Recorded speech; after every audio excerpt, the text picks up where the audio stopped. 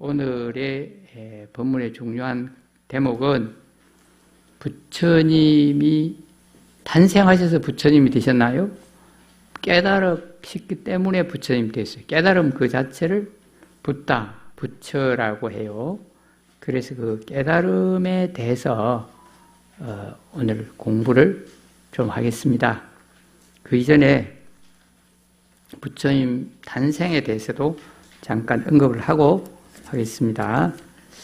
부처님은 그 룸비니 동산, 지금은 네팔이라는 나라인데 인도와 국경을 접한 곳이고, 카필라라는 성, 가비라 성이라고도 하는 그 나라의 왕, 이제 수도다나 왕이 부인이 마야 부인인데 임신해서 이제 산딸이 다가와서 친정에 가서 낳는 풍습, 친정으로 가다가 그 들판에 룸비니 동산에는 산인 걸로 저는 알았는데 인도 가보니까 산이 아니고 약간 들판이 이제 조금 높고 나무도 심어져 있고 연못도 있고 뭐 그런 들판입니다. 들판에 이제 나무들이 있어서 동산이라고 우리가 표현은 하고 있습니다만은 거기에 지나는데 이제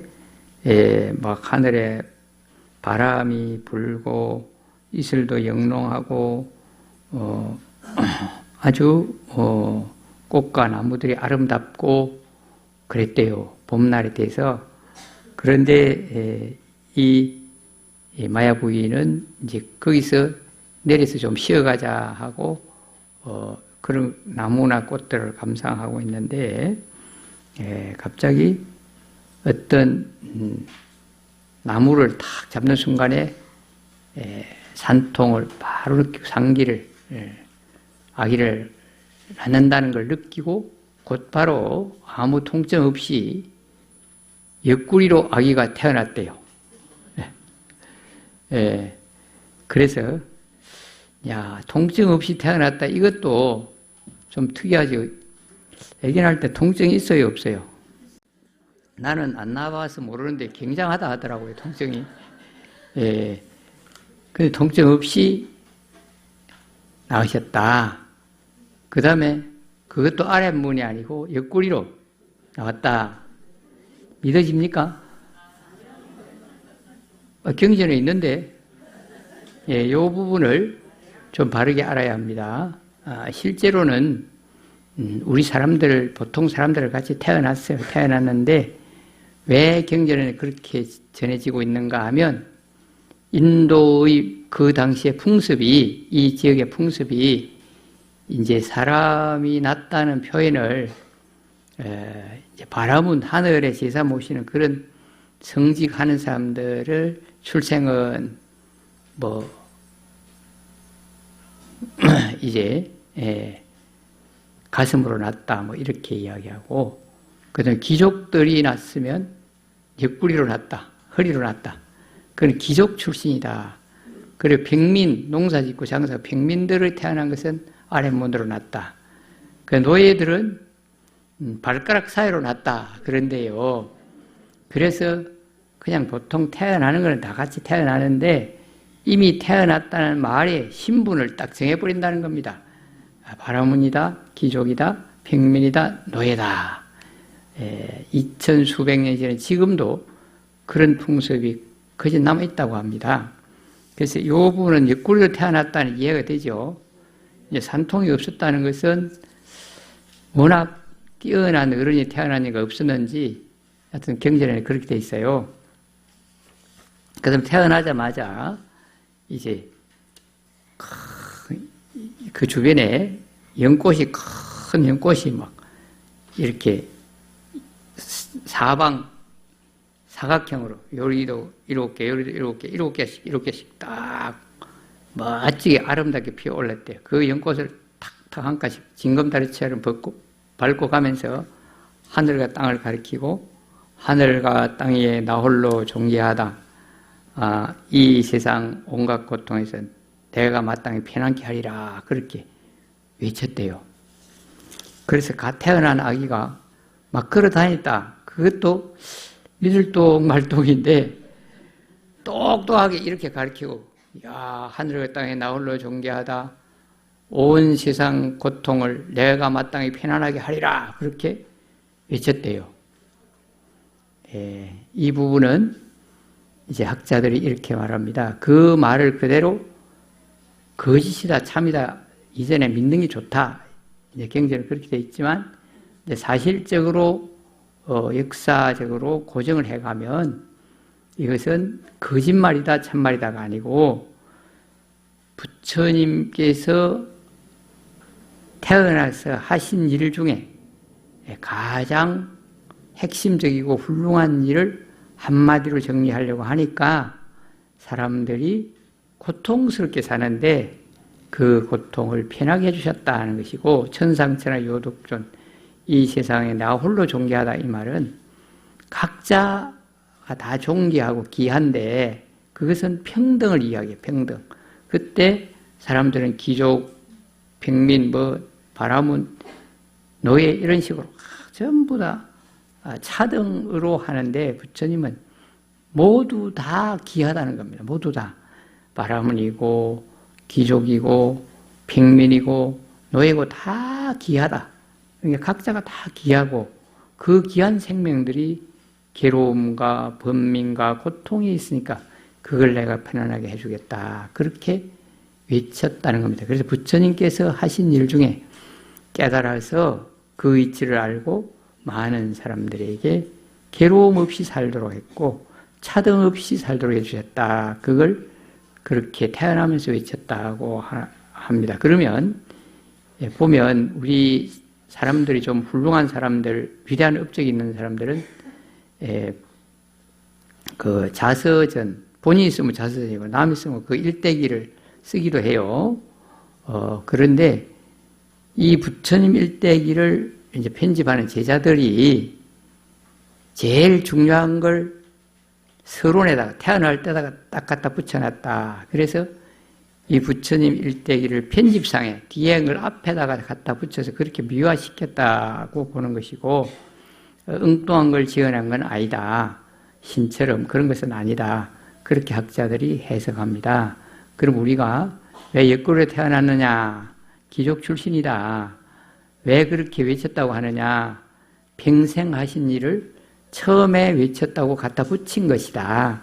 그렇게 이해하면 되겠습니다.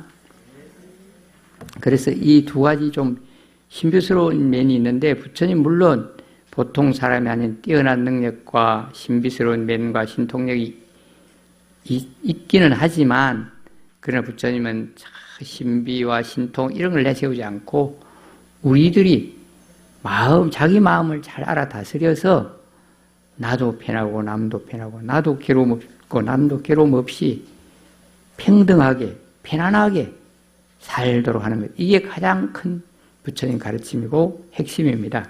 그런데 초점을 맞추었어요. 그래서 이런 것이 앞에 도입이 됐고, 신비스러움을 내세우기 위해서 그렇지는 않다. 그런데 보통 우리나라나 다른 나라에 좀 훌륭한 사람, 위대한 사람들은 신비스럽게 태어났다고 막 그렇게 전설처럼 이야기하죠. 당군 할아버지는 곰과 어떻게 태어났다, 그런 이야기가 있고, 신라 김씨, 경주 김씨의 시절은 아래에서 깨어났다, 그런 말도 있죠. 그런데 그런 신비를 갖다 붙인 게 아니고 다음에 하셨던 일을 태어날 때 했다라고 그렇게 조금 순서를 바꾸어서 붙여놨다, 이렇게 이해를 하면 되겠습니다. 자, 여기 유인물 사각형 딱 쳐는데 보십시오. 당신께 드리겠습니다 있죠. 거기 저가 위에 두 줄 해맑은 미소를 감탄하는 상쾌함을, 이 부분은 여러분이 큰 소리로 읽어봅니다. 당신께 드리겠어요. 산하덕진. 당신을 위해 당신께 드리겠어요.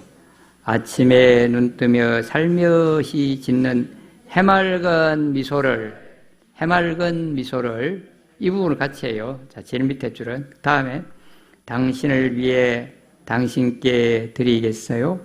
온종일 땀 흘려 일하고 붉은 노을 바라보며 감탄하는 상쾌함을 예. 당신을 위해 당신께 드리겠어요. 봄날 씨 뿌려 여름 내내 가꾸어 가을에 황금 배가 일렁이는 들판을 바라보는 기쁨을 같이 하라니까 뭐 안 하시네. 다시 해봅시다. 시작. 바라보는 기쁨을. 그리고 마지막에도 같이 하세요. 당신을 위해 당신께 드리겠어요. 지난날 꽃길 추억도 오늘날 무지갯빛 희망도 모두 지워서 해맑은 마음을 예. 예. 이 시는 참 쉽죠? 예, 이해하기 쉽고 여기에 당신이 누굴까요? 오늘 여기 법회에 온 여러분 모두 나는 당신입니다. 당신께 이걸 드리겠습니다. 알겠습니까? 예. 그럼 뭘 받았습니까? 해맑은 미소를, 감탄하는 상쾌함을, 바라보는 기쁨을, 해맑은 마음을 예, 여러분께 드렸습니다. 예.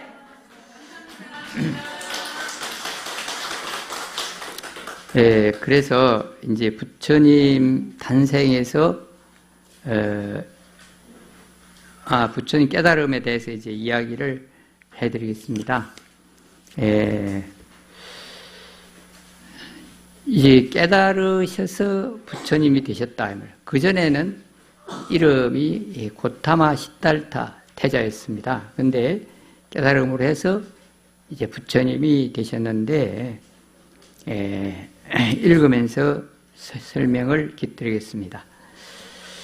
깨달음을 이룰 자리 보리수 아래에서 보살은 독이 있는 가시를 뽑아버리고 진리의 깃발을 당당히 올렸다. 보살은 애욕과 선하지 못한 생각들을 떠나 사색과 사례를 갖추었다.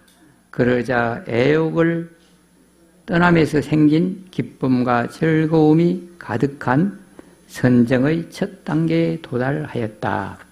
이제 고타마 시달타는 사람들을 왜 늙어 죽나? 나는 안 죽는 길 찾겠어. 사람들은 막 죽으니까 할 수 없이 죽는 것이구나 하고 있었지만 시달타 태자는 나는 안 죽는 길 찾겠어. 안 죽는 길도 안 있겠나? 한번 찾아보자.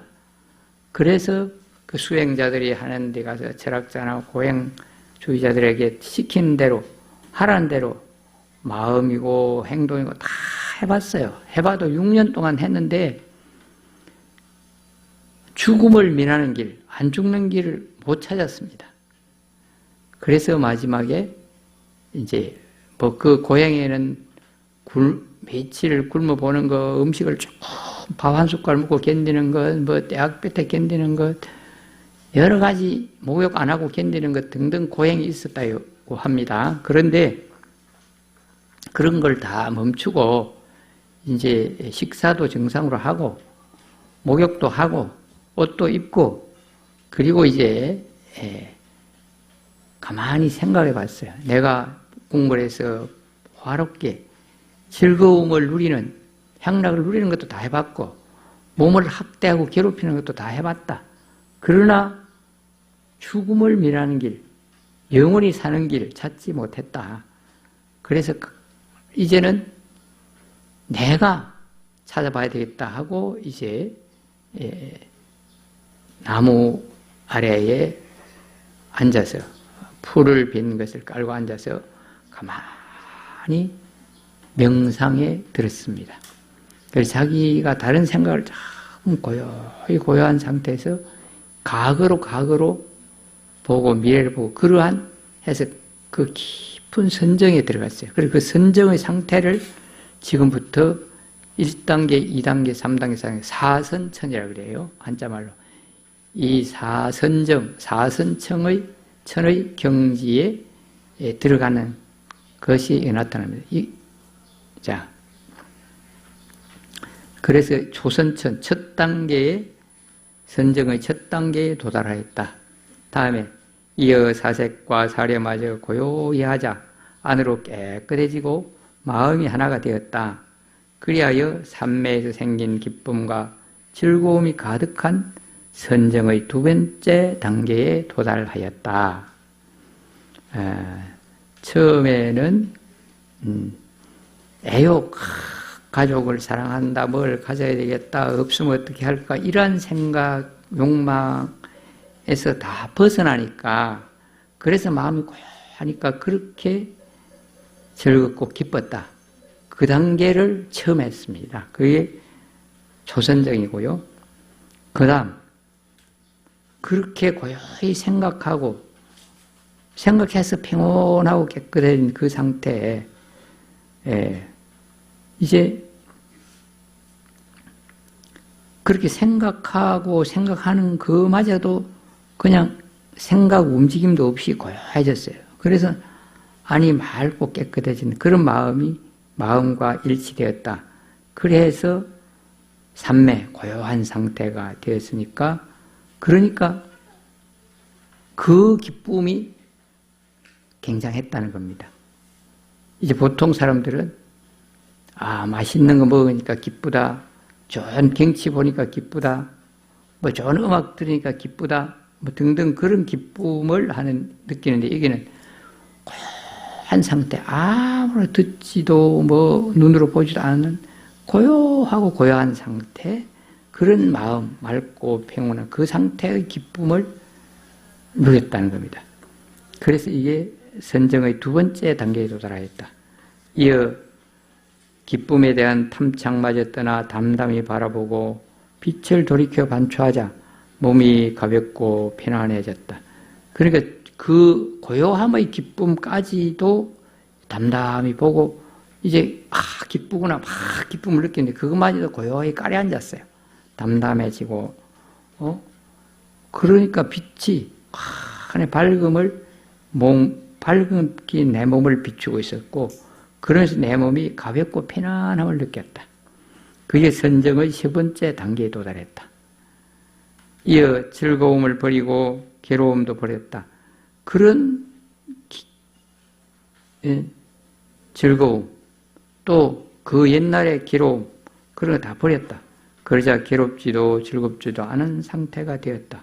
보살은 담담히 바라보고 반주하여 청정한 선정의 네 번째 단계에 도달했다. 그러니까 뭐 그 전에 괴로웠던 것도 생각에서 다 떠났고 지워졌고 생각나지 않고, 또 조금 전에 기뻤다, 즐거웠다, 또 어떤 행락을 느꼈다, 그런 생각도 다 없는 상태, 그런 상태를 이제 자기 마음으로 가만히 보고 그런 경지가 됐어요. 그게 선정의 네 번째 단계. 그러니까 그런 것도 다 벗어난 청정하고 맑은 텅 빈 그런 상태가 되었다. 이게 선정의 네 번째 단계에 도달하였다. 이게 이제 부처님이 깨달음으로 가는 단계입니다. 여러분은 이제 우리가 연보를 계속 하든지 아니면 화두를 가만히 들든지 명상을 자기를 내면적으로 하면 이런 단계가 꾸준히 하다 보면 올 수가 있어요. 자, 그 다음 봅니다. 보살은 맑고 고요하고 더러움이 없고 부드럽고 무엇에도 장애를 받지 않아 자유로워졌다. 보살의 마음은 흔들리지 않았다. 밤이 찾아왔다. 흔들리지 않는 그 상태, 밤이 찾아왔다. 삶의 모든 고통과 즐거움은 원인이 있다. 원인이 된 지난 삶은 어땠을까? 이제 그래서 우리가 살고 나고 죽고 태어나고 하는 게 다 원인이 있구나. 그저 그냥 태어난 게 아니구나. 그런 걸 확실히 확인하고 알게 됐다는 겁니다. 그래서 나는 그러면 지난날에 어떤 원인이 있어 이렇게 태어났는가를 이제 궁금해서 가만히 보는 겁니다. 그래서 가만히 전생으로 생각을 다 삼매해서 봐가니까 전생들이 이제 보였어요. 그래서 저곳에 태어났을 때 내 이름은 무엇이고 성은 무엇이며 종족은 이러했고 인종은 이러했구나. 어떤 음식을 먹었고 수명은 얼마였으며 어디서 얼만큼 머물렀고 이러저러한 즐거움과 괴로움을 겪었구나. 나는 그곳에서 죽어 이러이러한 곳에 다시 태어났고 또 거기에서 죽어 이러한 곳에 다시 태어났구나. 전생을 자꾸 윤회하고 태어난 것을 흔히 보게 되었습니다. 갖가지 모습으로 갖가지 능력을 발휘하며 갖가지 행태로 살았던 지난 삶들이 선명히 눈앞에 펼쳐졌다. 열심히 노력하고 게으르지 않았던 까닭에 어둠이 사라지고 첫 번째 빛이 밝았다. 보살은 초전에게 마음을 자유자재로 움직여 자기와 다른 중생들의 무수한 과거 생애를 아는 숙명통을 얻었다. 그래서 과거생 전생을 다 환히 꿰뚫어보는 능력을 숙명통이라고 말했어요. 그래서 이런 경지에 이르고 체험을 하셨다는 겁니다. 그 다음 볼게요. 밤이 깊었다. 모든 삶에는 결과가 있다. 중생들이 죽어 어떻게 될까? 죽음 너머는 인간의 영역을 뛰어넘는 세계였다. 보살은 하늘의 눈으로 중생들의 죽음 너머를 살펴보았다. 그들은 다시 태어나고 있었다. 그 생명이 있는 것들이 죽으니까 또 다시 태어난다 이 말. 어떤 일은 지금보다 아름다운 모습으로, 어떤 일은 지금보다 추한 모습으로, 어떤 일은 지금보다 안락한 곳에, 어떤 일은 지금보다 괴로운 곳에, 어떤 일은 지금보다 부유하고 귀한 집안에, 어떤 일은 지금보다 가난하고 천한 집안에, 저마다 자기가 지은 의의 힘에 끌려 괴로움과 즐거움의 가보를 받고 있었다. 그 인과에 의해서 또 태어나고 하는 과정을 흔히 보았다는 겁니다. 저 중생은 온갖 악행을 저지르고 험한 말과 못된 마음씨를 쓴 까닭에 힘든 삶을 받는구나. 저 중생은 선한 행동을 하고 곱고 부드러운 말씨로 따뜻한 마음을 쓴 까닭에 좋은 삶을 받는구나. 이렇게 부처님 보셨어요.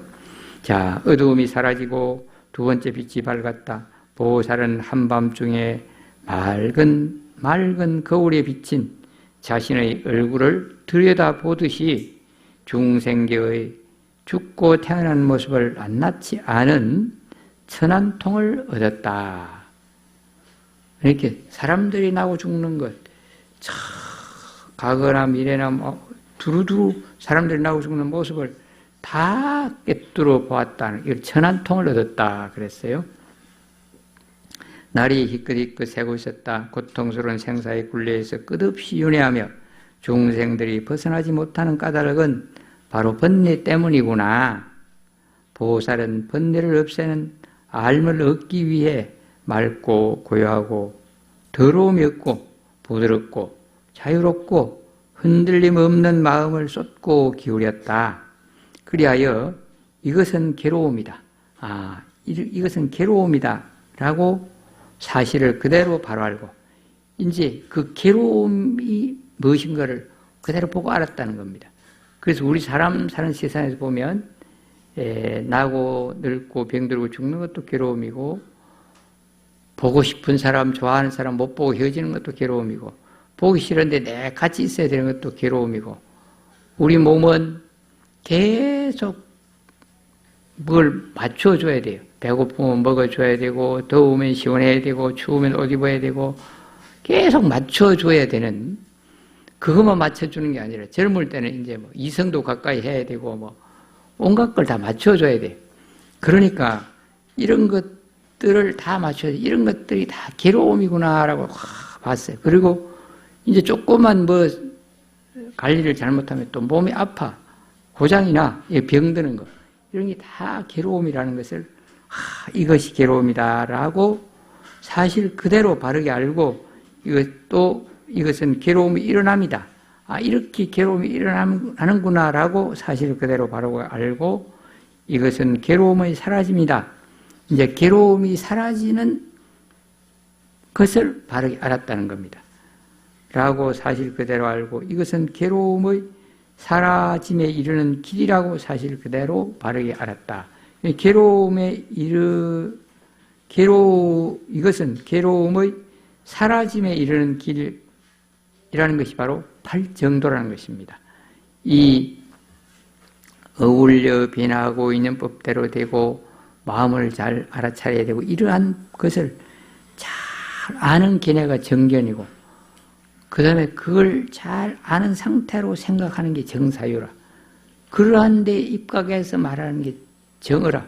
이렇게 쭉 8가지를 사유하고 행동하고 또한 그러한 생업을 가지고 그래서 그렇게 생각을 다 생각하고 그러면 완전한 이제 발정도의 끝이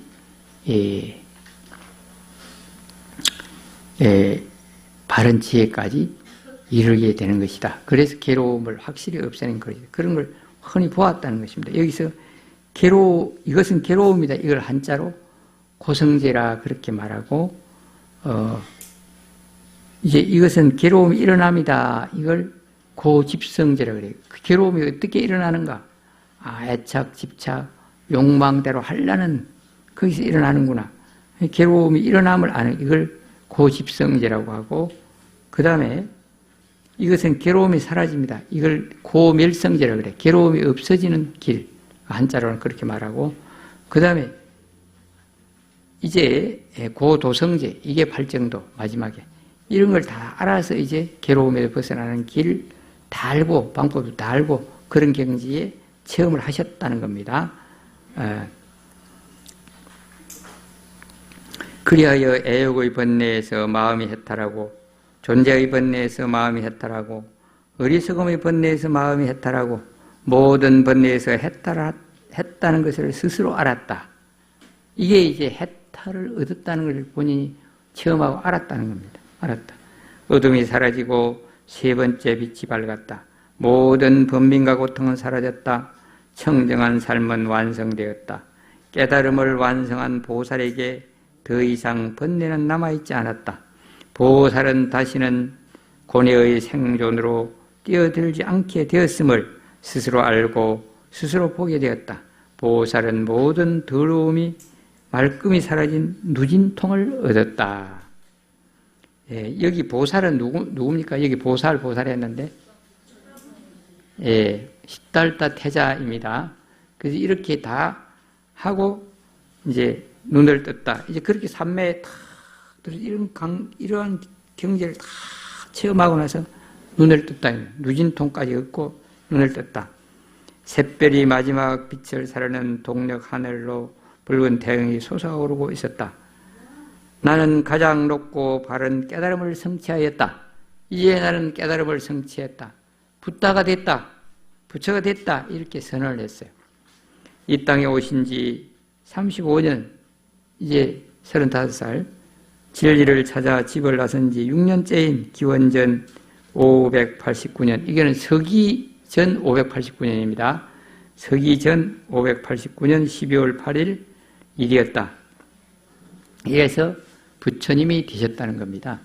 부처님이 되기 전에 여러 가지 과정이 있지만 이제 부처님이 되셨다는 것을 이걸 성도라고 하는데 이제 성도가 아이고 성도 제의를 할 법문을 봐.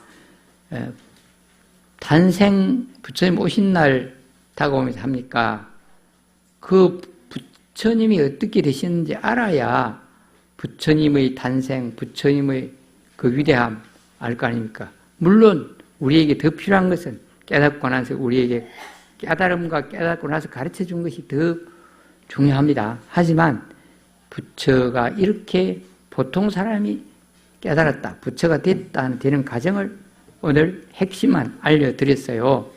그래서 우리가 부처 하는데 어째서 부처라고 하는가? 깨달았다. 깨달음은 어떤 것이다. 이런 걸 이렇게 글로 말로 표현하려고 하니까 이렇게 됐다. 그걸 알고 이제 요즘 젊은 사람들 이야기하면 부처가 뭔데? 깨달음이 뭔데? 깨달은 상태가 어찌 됐는데? 깨달아가 부처가 된 거 아이가? 그러면 이해를 못해. 요걸 다 여기 살을 잘못 붙이면 안 돼. 그냥 요대로 딱 읽어봐요, 같이. 그럼 요런 상태가 깨달음이구나. 부처가 이런 것이구나. 좀 가족과 이웃과 함께 하라고. 여러분들은 요거 읽기 전에 아셨습니까? 예. 야, 부처님이란다 했지만 막연하게 아는 사람도 많아요. 그래서 좀 이렇게 구체적이게 아십시오. 그래서 말씀드렸고요.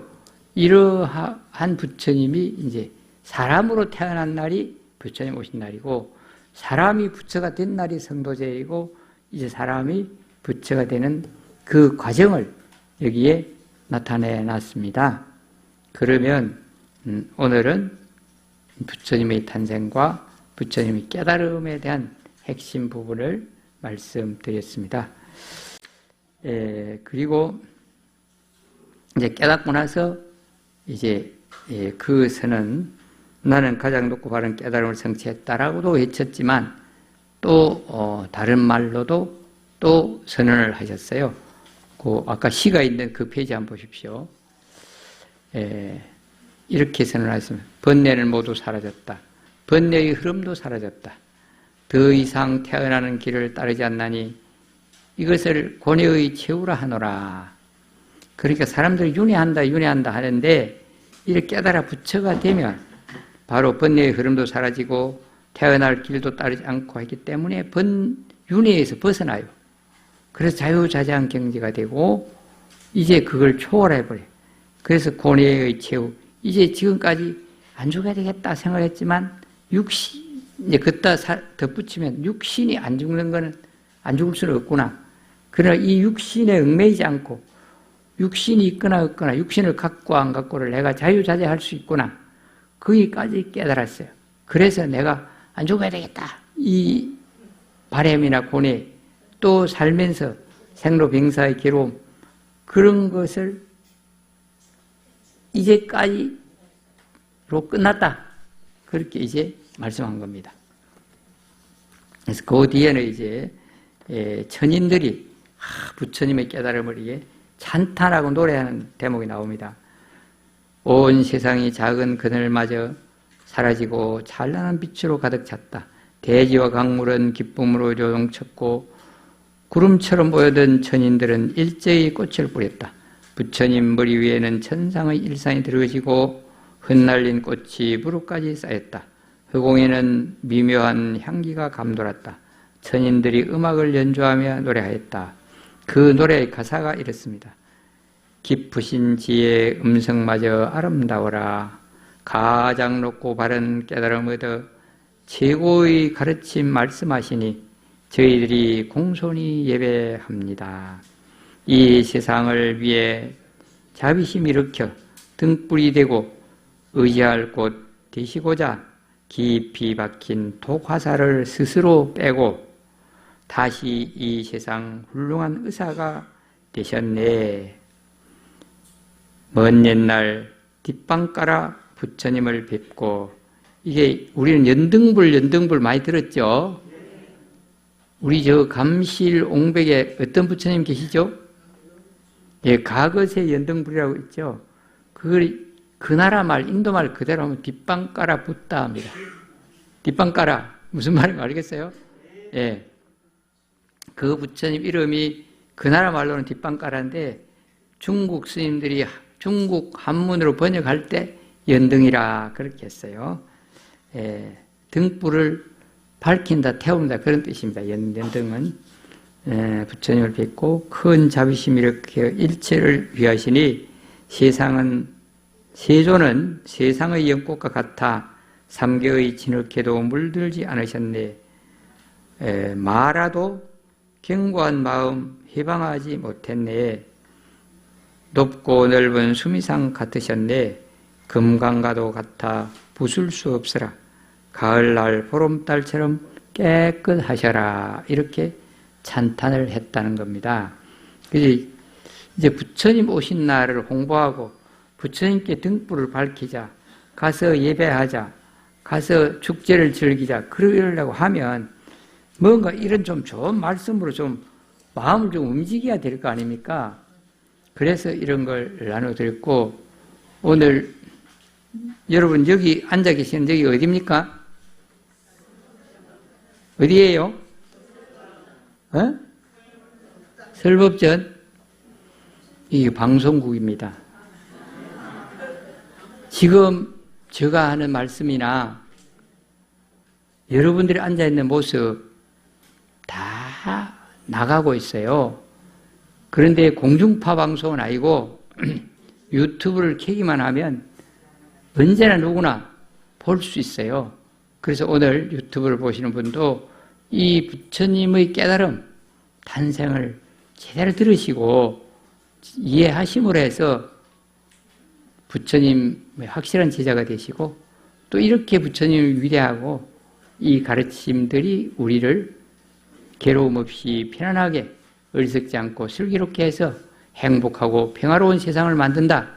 그런 자신감을 가지고 믿고 알고 따르시고 이웃 사람에게도 전하시기 바랍니다.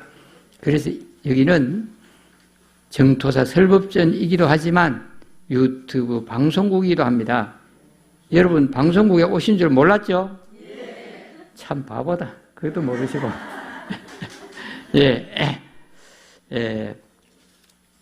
그래서 오늘 노래한 것도 방송도 되고 다 방송이 될 수 있어요. 자, 그러면 오늘 당신께 드리겠어요.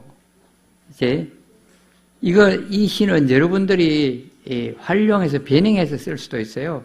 아침에 눈 뜨며 살며시 짓는 해맑은 미소를 당신께 드리겠어요. 이렇게 할 수도 있지만은 창문을 열고 신선한 공기를 마시는 이 기쁨을 당신께 드리겠어요. 그럴 수도 있고, 그래서 오늘 온 도량을 깨끗이 씻고 맛나는 음식을 지어서 그 극한 향기에 취한 이 향기와 그 마음을 당신께 드리겠어요. 이럴 수도 있어요. 그러니까 요거 가져가면 이제 여러분 마음대로 시를 고쳐서 좋은 사람에게 바칠 수도 있어요. 참 좋죠? 예. 제대로 된 선물을 드린 것 같아. 이거는 여러분이 그렇게 느껴야 되는데, 제가 말하면 자화자찬이 되기는 했습니다만은, 예. 그래서 이걸 외우고 이걸 써붙여 놓으면 여러분도 시인이 될 수 있어요. 오늘 굉장한 거 얻었죠? 예, 마치겠습니다.